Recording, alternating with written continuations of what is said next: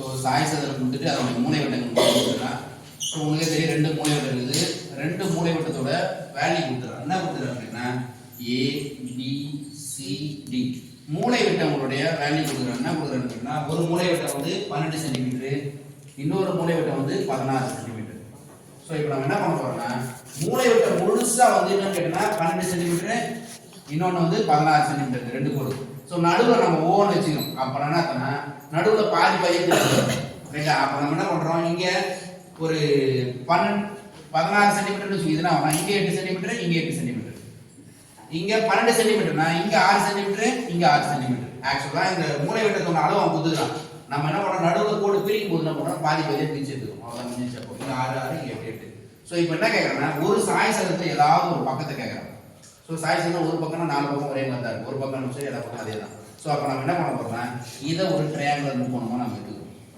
ரைட்டா. அப்படின்னா வரணும் ஆங்கிள் AB² = OB² + OA².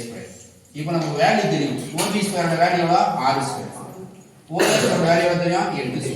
அப்போ 6 6 36 8 64 என்ன வரும் 100. 64 70 100. அப்போ AB² எவ்வளோனா 100. AB ஒன்றுனா அவனா ஸ்கொயர் ரூட் ஆஃப் 100. அப்படின்னா வரும் 10. 10 ஸ்கொயர் எல்லாம் ஸ்கொயர் கேன்சல் ஆகிடும். அப்போ AB = 10 சென்டிமீட்டர். அப்போ அந்த பக்கத்தோட அளவு எவ்வளோன்னு கேட்டால் சாய் சதுரம் பக்கம் அளவு 10 சென்டிமீட்டர். ஒரே ஒரு சின்ன ட்ரிக் தான்.